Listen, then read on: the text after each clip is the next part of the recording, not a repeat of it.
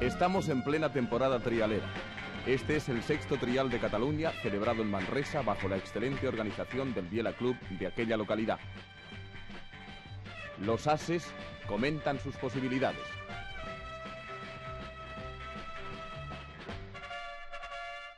Aquí vemos al campeón de España, Pedro Pi, en animada charla con Oriol Puig Bultó, poco antes de dar comienzo a la prueba. Un total de 72 corredores tomaron la salida, debiendo cubrir un recorrido de 16 kilómetros por 2 veces y un total de 10 zonas de penalización en cada vuelta. Todas las zonas ofrecían un auténtico sello trialero, o sea, de gran dificultad, pero con total ausencia de peligro para los participantes.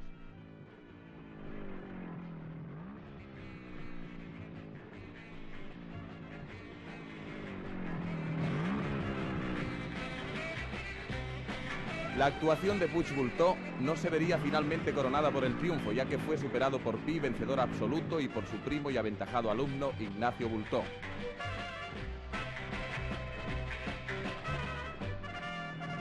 Una original variante de este trial fue que la organización dispuso que a partir de las 10 horas los corredores podían iniciar la prueba en el momento que les conviniera, tomando únicamente el tiempo en que la iniciaban.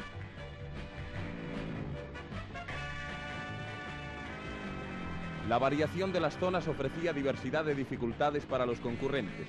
Fuertes pendientes, con curva en la salida de la zona, agua, barro, piedras, etc.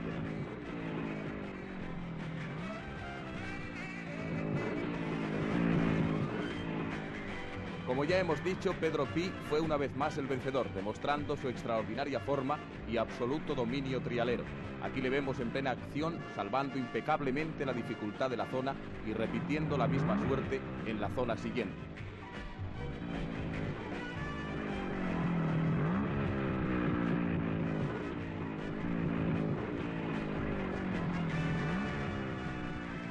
Sin embargo, en esta ocasión, la joven promesa que es Ignacio Bultó le pisó los talones al campeón. Tan solo un punto de penalización separan a Pi del jovencísimo Bultó, lo cual demuestra las excelentes condiciones que este muchacho posee para el trial.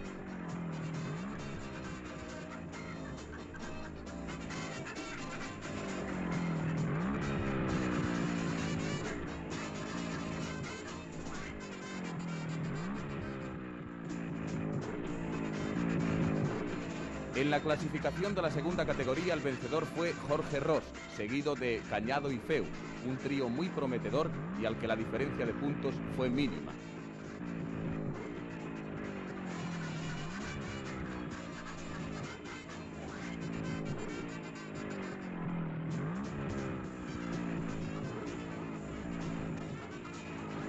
Pedro Taulé una vez más se impuso en la tercera categoría, con puntuación inferior al ganador de la categoría precedente, lo cual pone de relieve la extraordinaria clase de este magnífico trialista.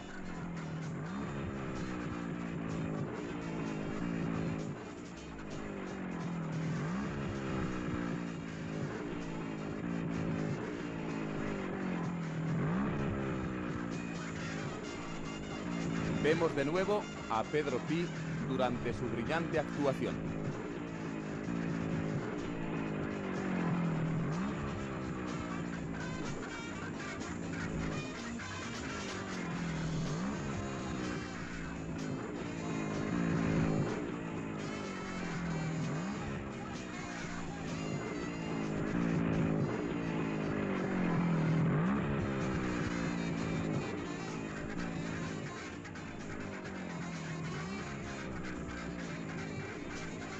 Pero no todo fueron triunfos y actuaciones brillantes. En el trial, como en todos los deportes, hay cara y cruz.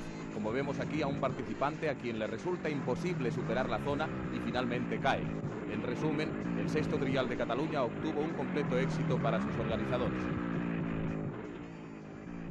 Mañana se disputará el Gran Premio de África del Sur, primera prueba puntuable para los campeonatos del mundo de Fórmula 1. En dicha carrera se esperan novedades interesantes, tales como el motor V12 del nuevo BRM que pilotará John Surtees. La culata es de moderno diseño, estando equipada con 4 válvulas por cilindro. Este domingo se abre la temporada de carreras en el circuito del Jarama, con una interesante reunión que agrupará a los Turismo, Gran Turismo, Sport y Sport Prototipo, cerrando la matinal una prueba de Fórmula 3. Las 4 primeras carreras serán puntuables para el Campeonato de España de Velocidad. En el circuito de Shandong Park, cerca de Melbourne, Chris Amon se ha proclamado vencedor del Campeonato de Tasmania, pilotando un Ferrari delante de su máximo rival de la serie tasmana, Hoshen Rindt.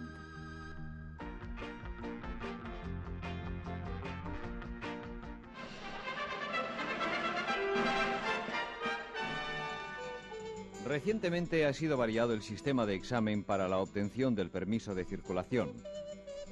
Esta variación, no obstante, no ha supuesto un cambio radical. En realidad se trata de una prueba anexa a la ya existente, a través de la que será posible comprobar si el futuro conductor está capacitado para conducir un vehículo a motor. Veamos en imágenes cómo se desarrolla ahora un examen de conductor. En la fase inicial del examen, el candidato al título de conductor deberá demostrar que sabe poner en marcha el vehículo, acelerar y pararlo en un tramo previsto para ello.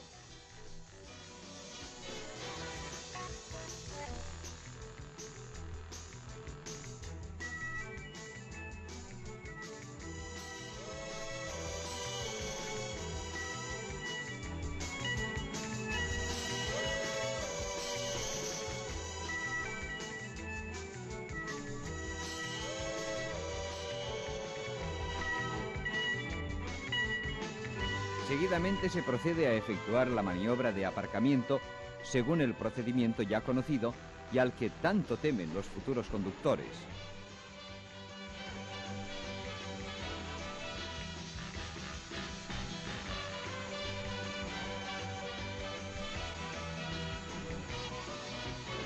Terminada esta, el examen sigue con la maniobra de invertir el sentido de la marcha en una calle de una anchura comprendida entre los 5 y 10 metros, según sea la longitud del vehículo utilizado.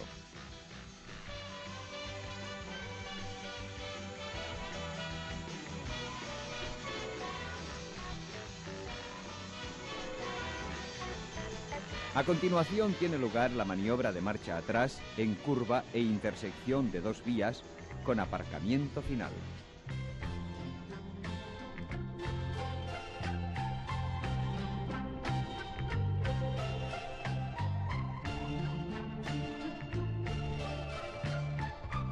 La última de las maniobras ya conocidas se refiere a efectuar el arranque en una vía en rampa no superior al 7%, parar el vehículo al llegar al tercio de la cuesta, manteniéndolo parado con el freno de pie o el de mano y reanudar la marcha.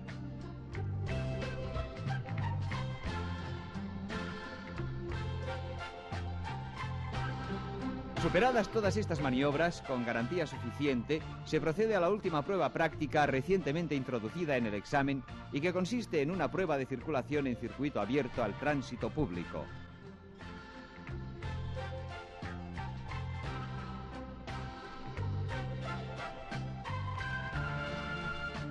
El recorrido a efectuar oscila entre 1 y 3 kilómetros de dificultad de tránsito que podemos catalogar media. El itinerario comprende 2 giros a izquierda de relativa dificultad, una pronunciada pendiente y 2 tramos en recta, en donde el examinando deberá superar hasta los 50 kilómetros por hora. En resumen, un examen mucho más completo que el anterior y que sin duda habrá de conseguir que los noveles conductores tengan una más completa preparación. Sin duda alguna, un acierto más de la Jefatura Central de Tráfico en pro de una circulación mejor y más segura.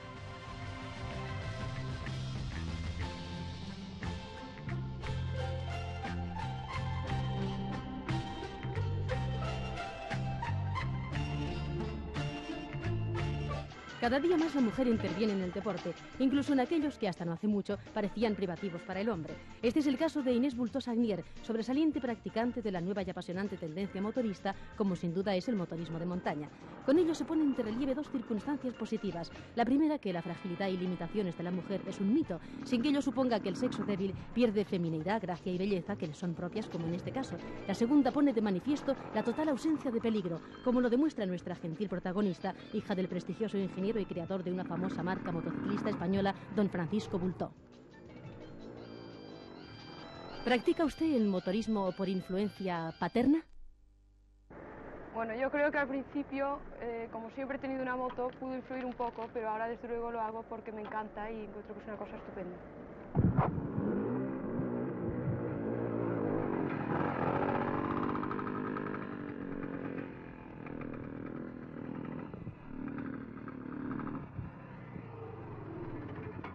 El motorismo de montaña ofrece distintas facetas. ¿Cuál le satisface más, el trial o el excursionismo de montaña?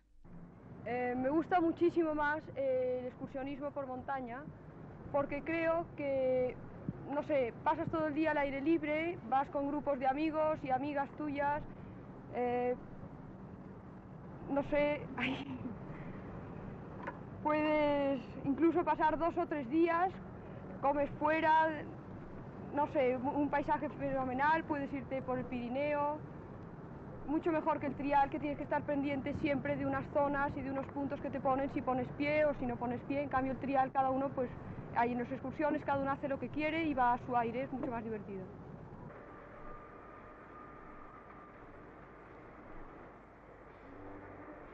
¿Para una mujer es difícil dominar una máquina como la suya?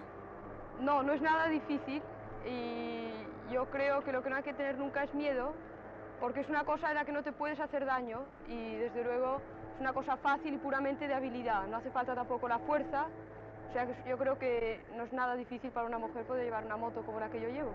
Para terminar, ¿cuántos de sus hermanos son también motoristas? Bueno, pues somos 10 hermanos y todos, excepto el que tiene 3 años, que claro, aún no puede ir, tienen su moto, incluso el que tiene 5 tiene una moto pequeña hecha a medida para él, y cada uno según su edad y su tamaño, pues tiene una moto a su medida. Gracia, belleza y dominio sobre ruedas, a pesar de los obstáculos.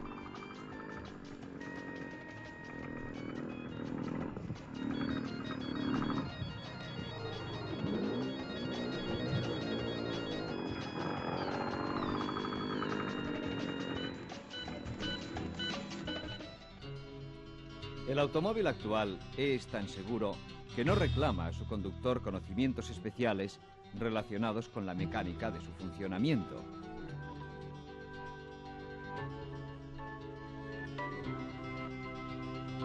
Por otra parte, en la mayoría de carreteras de tráfico corriente abundan los talleres y estaciones de servicio en los cuales resulta fácil encontrar efectiva ayuda caso de producirse una deficiencia de funcionamiento en el coche, que en muchos casos es rápidamente resuelta en el mismo lugar del incidente por los vehículos de auxilio en carretera, que significan una ayuda oportunísima para el automovilista en dificultad.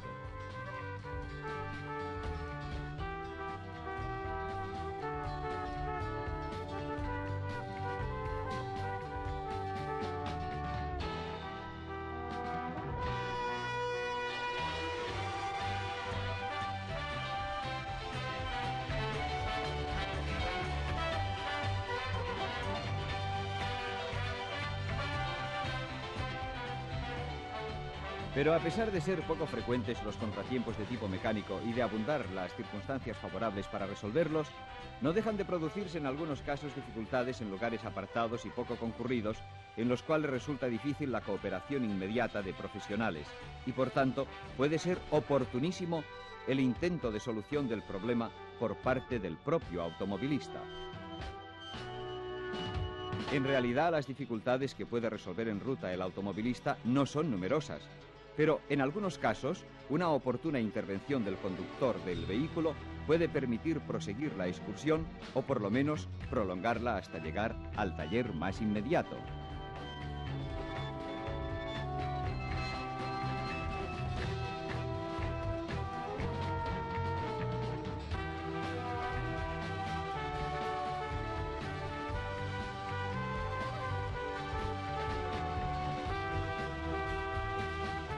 La mayoría de automovilistas tienen conocimiento del funcionamiento de su vehículo, pero muchos desconocen el emplazamiento de sus elementos funcionales básicos y en caso de dificultad pierden mucho tiempo antes de localizarlos. Tanto es así que no solo los automovilistas noveles ignoran su situación, sino que viejos automovilistas, conocedores de los antiguos autos, desconocen el emplazamiento de elementos básicos en los actuales vehículos. Para prevenir averías y pequeñas dificultades y para resolver las que pueden producirse sin disponer de la ayuda o cooperación de un buen mecánico, es conveniente que el automovilista conozca bien la situación en su coche de los elementos fundamentales, de su funcionamiento y de una manera especial de los que son básicos en la marcha del motor. Los referidos elementos quedan comprendidos en dos grupos: grupo de elementos correspondientes a la alimentación de combustible y grupo correspondiente al encendido para producir la combustión. En el dibujo esquemático que se presenta vienen indicados por separado los dos referidos grupos, que de hecho comprenden los elementos cuyas deficiencias suelen ser el origen de fallos o dificultades de funcionamiento del motor. El grupo alimentador de gasolina comprende el tanque, la bomba de alimentación que la eleva hasta el carburador, elemento que actúa como gasificador pulverizando la gasolina y efectuando su mezcla de aire y carburante. Esta mezcla es aspirada por el motor y encendida mediante chispa eléctrica, cuya producción corre a cargo de los elementos del grupo correspondiente a la función de encendido, que aparecen también en el diseño esquemático que hemos visto antes. Dichos elementos son la dinamo o el alternador encargados de producir la corriente eléctrica que carga la batería de acumuladores, el ruptor, la bobina productora de la corriente de alta tensión, el distribuidor que la suministra a los distintos cilindros del motor y las bujías entre cuyos electrodos saltan las chispas de encendido de la mezcla. En los elementos de los dos grupos aludidos pueden producirse pequeñas dificultades, fáciles de diagnosticar y de solucionar. Pero ante todo es preciso conocer el emplazamiento de cada elemento y su función precisa y tener idea de la situación de los componentes de cada elemento o accesorio.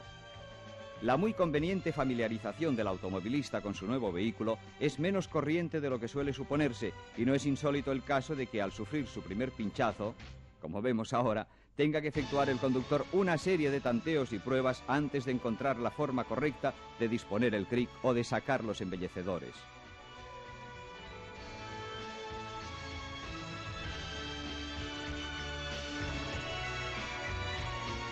Al viajar en automóvil sin la compañía de un chofer profesional, obliga en muchos casos al automovilista a realizar las funciones de un mecánico y para salir airosamente de su cometido y realizar rápidamente y sin titubeos la reparación, es preciso una labor previa de preparación y de adaptación al adquirir un nuevo vehículo. En futuros programas nos referiremos particularmente a cada uno de estos pequeños inconvenientes con el deseo de que el automovilista pueda seguir su viaje o excursión. En el transcurso de los 10 primeros años de competición automovilista, la mayoría de pruebas se desarrollaban bajo reglamento muy elemental y se corrían sobre largo recorrido entre ciudades importantes con el itinerario vigilado en determinados tramos, pero abierto a la circulación.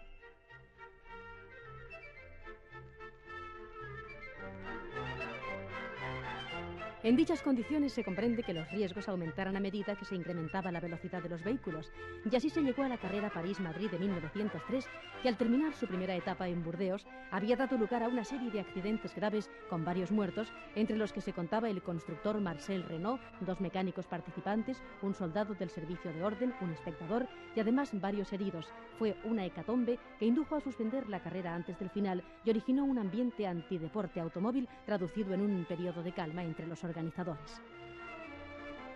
El Renault accidentado de Marcel Renault, que aparece en el esquema, significaba una importante evolución en la técnica automovilista inicial de fines de siglo.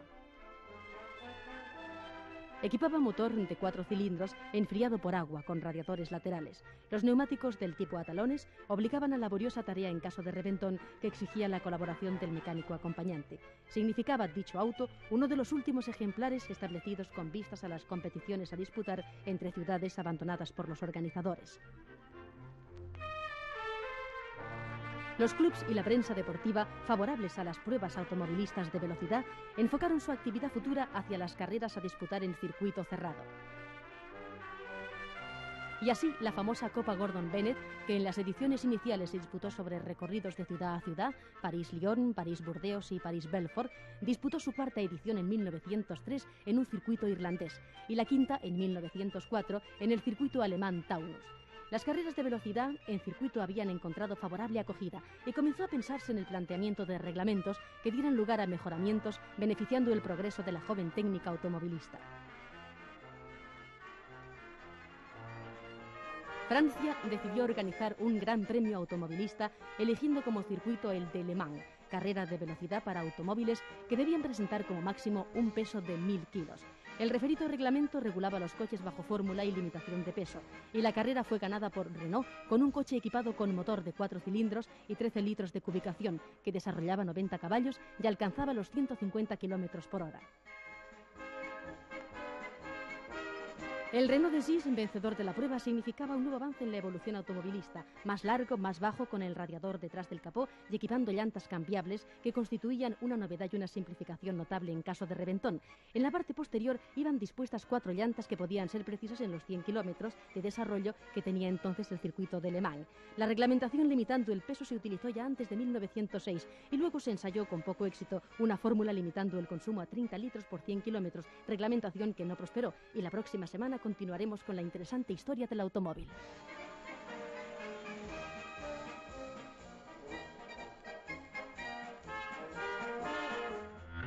Bajo la organización de la emprendedora escudería Sabadell, se celebró el pasado día 22 de febrero la segunda edición del Rally de la Lana, premio Textil Riva y puntuable para el Campeonato de Cataluña. Asimismo se dirimía el segundo trofeo Joan Sobrepera, en memoria del desaparecido deportista polifacético que consiguió numerosos éxitos en el campo del automovilismo. Sabadell, la popular e industriosa ciudad catalana, fue el escenario de la concentración de pilotos y máquinas dispuestos a totalizar el recorrido de 323 kilómetros, en los que se encontraban incluidos 10 tramos cronometrados. Esta edición del Rally de la Lana revistió un interés inusitado, tanto por la expectación como por la inscripción que agrupó a los pilotos más destacados de nuestra región. Entre los grandes candidatos a la victoria final figuraban los pilotos locales Jorge Catón y José María Fernández, que encontrarían una fuerte oposición en Manuel Juncosa, César Pérez-Joan y el joven valor de la escudería del RAC, Jorge Pla, todos ellos en disputa de unos puntos valiosos para el Campeonato de Cataluña. Sin embargo, la lluvia fina pero pertinaz, los despistes y la fatiga en las máquinas obligaron a muchos pilotos a desistir en su empeño de llegar al parque cerrado de Sabadell.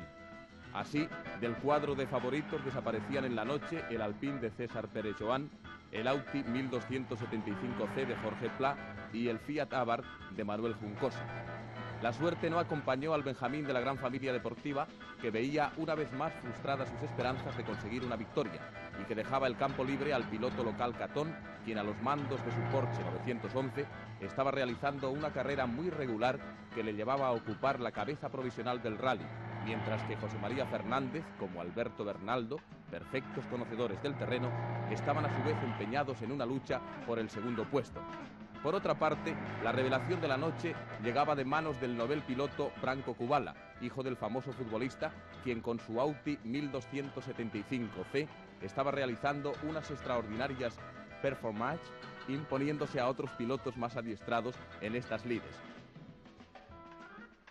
El rally tocaba a su fin y así, tras recorrer los últimos kilómetros, los 37 supervivientes de esta segunda edición del Rally de la Lana entraban nuevamente en Sabadell, figurando como gran vencedor Jorge Catón y su Porsche 911, cuya potencia se evidenció durante todo el desarrollo de la prueba, puesto que sus performances no fueron nunca superadas, salvo en el último tramo, por José María Fernández y su R8 Gordini 1300, que lograba clasificarse en segundo lugar, precediendo a Alberto Bernaldo, quien a los mandos de su SEAT 124 había efectuado una espléndida actuación. Por otra parte, Francisco Torredemer se vio superado en esta ocasión por el joven Branco Kubala.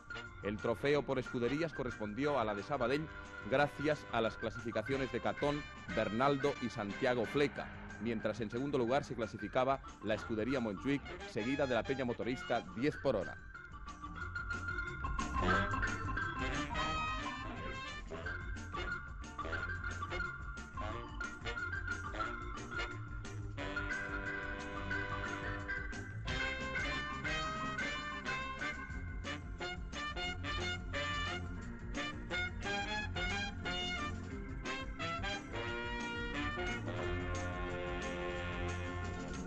En suma, un rally que, sin mostrarse muy duro, dejó sin posibilidades a muchos pilotos que hubieran podido alcanzar meritorias clasificaciones. Por otra parte, esta victoria de Jorge Catón le permite situarse entre los primeros clasificados de un campeonato de Cataluña que hasta el momento presente se ofrece bastante comprometido con Manuel Juncosa, Jorge Pla y el propio Jorge Catón.